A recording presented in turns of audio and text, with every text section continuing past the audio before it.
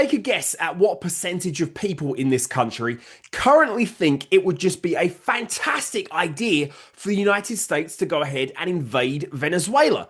Take a guess. Here's the actual number. Just 15% of US adult citizens strongly or somewhat support the idea of a US military invasion of Venezuela. And you can see the numbers that are opposed to this.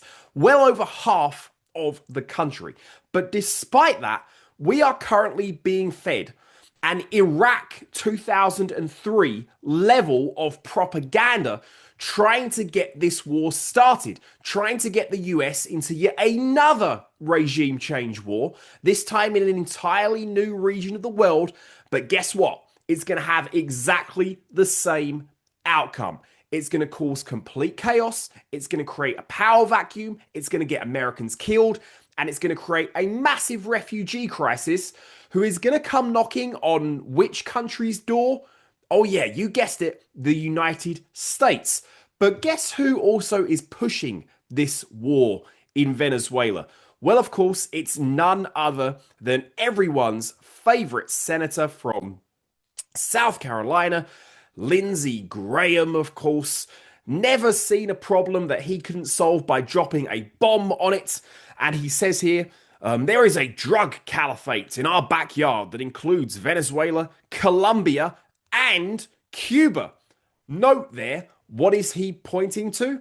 The idea that this is certainly not going to be limited to Venezuela, which of course it probably won't be if the war on terror is anything to go by. It starts in Afghanistan, it goes into Iraq, it goes to Libya, it goes to Syria, it goes to Somalia, it goes to Pakistan. Where does it end? It doesn't, and it only leads you down the path of death and destruction. And Lindsey Graham, of course, he served in the military. But what was he doing in the military? He was a lawyer. He was a JAG officer for his entire military career. So he was never on frontline combat. He was never putting his life on the line for this country. I mean, give me a break. And here's another one. Stephen Miller asked a question.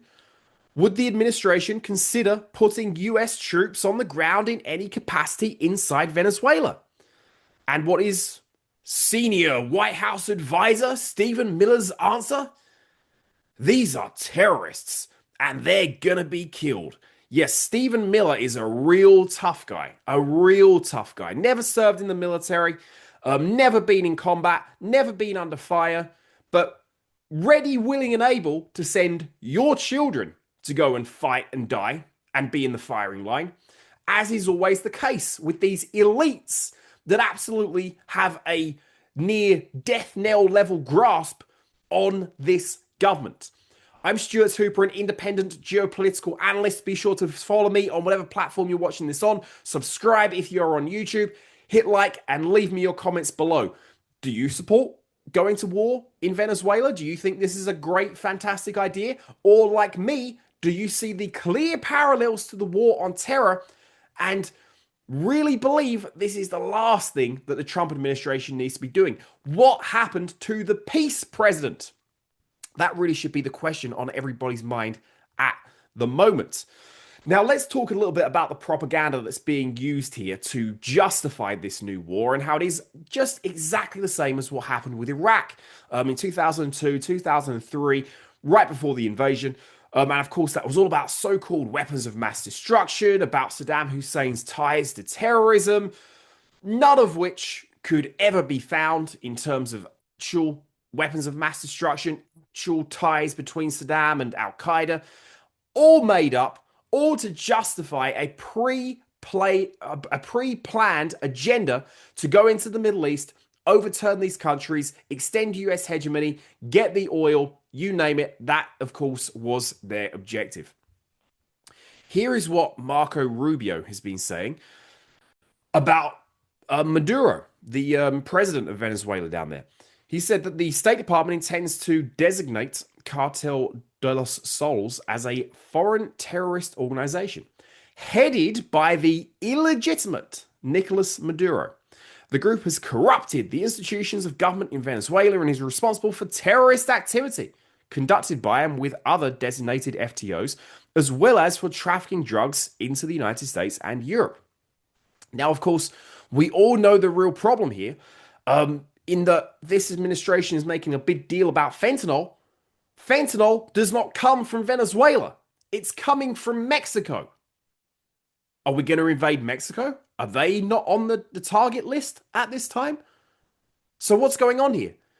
Could it be just perhaps, maybe that Venezuela also happens to be the country on this planet that has the #1 known oil reserves, more oil reserves under Venezuela than any other place on Earth?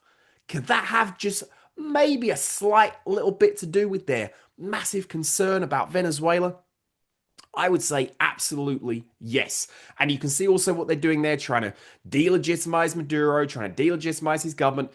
Here's my thing, and here is the true America first thing. I don't care about Venezuela. I don't care about Nicolas Maduro. I care about the fact that this country is still economically in the toilet. People still can't drive down the road without hitting potholes. They still can't afford their health insurance. They still can't afford their rent or their groceries or their Thanksgiving dinner, which is coming up this week. But yet here we are, ready, willing, and able to spend tens of millions, hundreds of millions, billions, and trillions in the aggregate on maybe another regime change war in Latin America this time. So we're changing it up a bit, right? Same script, but let's play it out in a different locale this time. Let's see how it goes there. No, let's not. Let's really, really, really not. But I really do think they want this. We've heard some stuff of talks over this last week. We're going to get to that in this video too. But I really think they are heading in the direction of military intervention in one form or another, potentially full-blown invasion. And we see this slowly but surely escalating. This report just came out, I think yesterday here. US warns civilian flights as military activity around Venezuela increases. US Aviation Administration issues warning amid, quote, worsening security and growing, quote, military activity around Venezuela. Oh, gee, I wonder where that's all coming from. The United States FAA has warned major airlines of potential dangers when flying in Venezuelan airspace due to heightened military activities amid a major buildup of US forces in the region. The FAA sent a notice on Friday citing the worsening security situation, heightened military activity in and around Venezuela, and said the situation could pose risk for aircraft, though it stopped short of prohibiting flights over the country's airspace. Does this sound like a situation that's getting better or getting resolved diplomatically? Absolutely not. This looks like we're heading down the path of war. We're going to go ahead and make this mistake all over again. And here's more evidence of that. We have the world's largest aircraft carrier, the USS Gerald Ford, that has now arrived in the Caribbean. It's ready for operations in Venezuela. A US naval strike force centered around the world's largest warship, the USS Gerald R. Ford, has arrived in the Caribbean, the US Navy has confirmed. The arrival of the strike group, which was ordered to the region by President Donald Trump last month, comes amid ongoing strikes against alleged drug boats and tensions with Venezuela. And here is a little bit more on the arrival of the aircraft carrier, that it's arrived there, that there's speculation building about what's going to happen next. And that, of course, is escalation. Yes, it's going to go from bad to worse. There have now been multiple reports of lawyers inside the US Navy that have come out and said that they think these strikes on these boats are clearly illegal and there's no case that can be made to justify them at all in a legal sense. So even if you think acting as judge, jury, and executioner on the high seas is some fantastic thing to do, it's still not legal.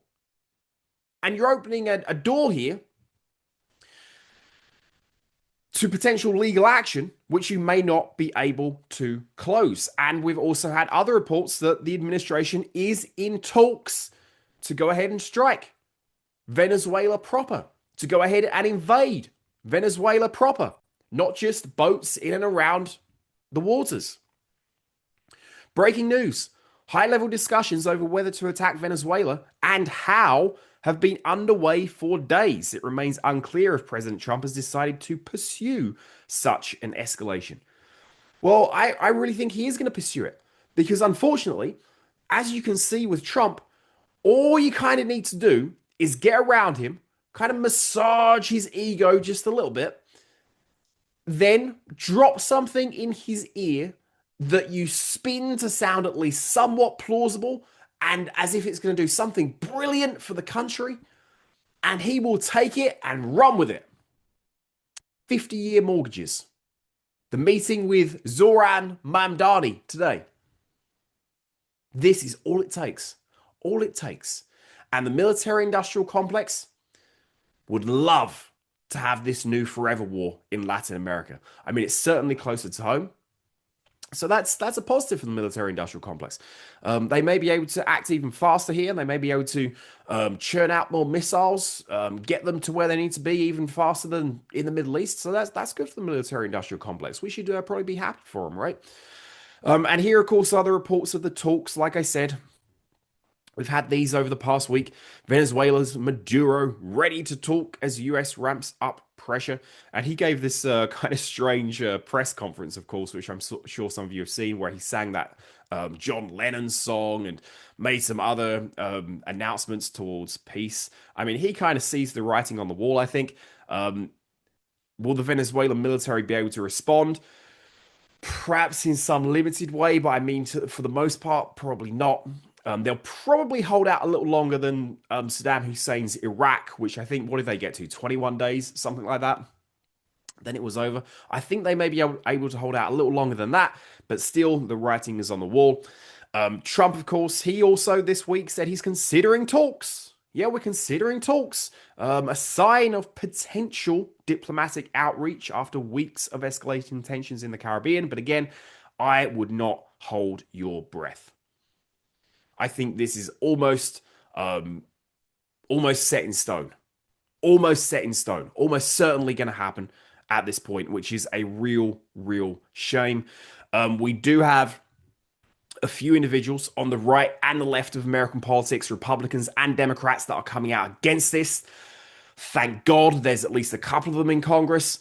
And of course, when it does all go off the rails, which it will, probably very quickly, then the whole Congress will jump on the bandwagon. But until then, they are more than willing to sit back and do absolutely nothing and just let Trump wade in and waste more money, get more American troops killed, because the Congress is spineless. The Congress is useless. Marjorie Taylor Greene said it perfectly over this weekend. I mean, it's a complete joke. It's a waste of time. Why bother in the Congress?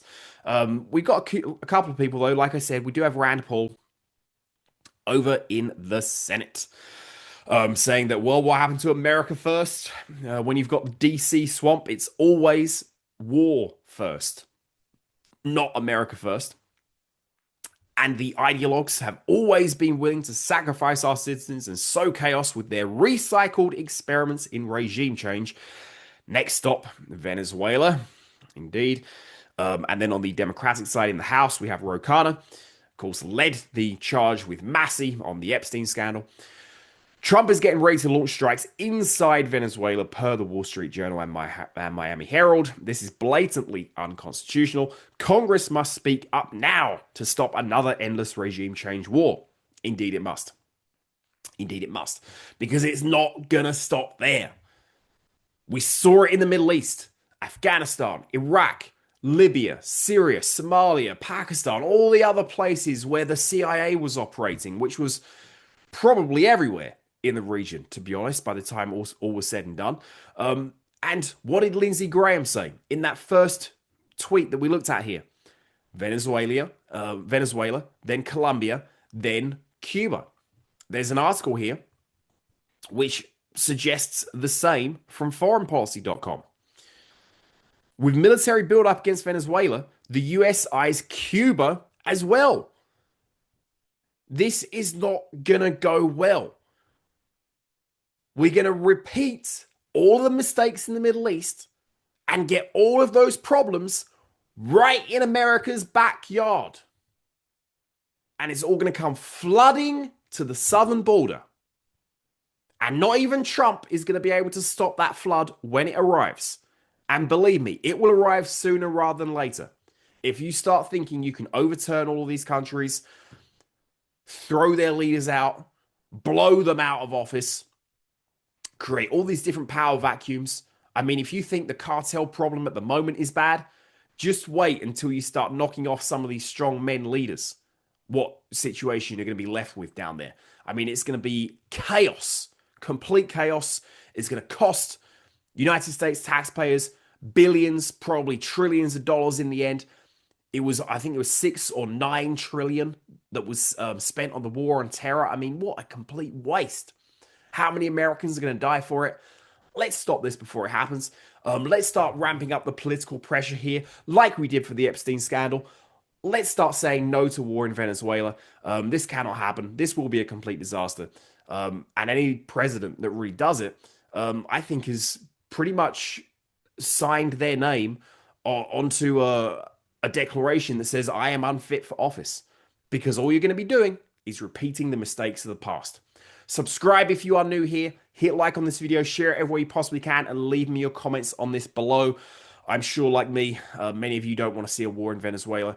Let me know what you're doing to try and stop it. I'll be back with more videos real soon.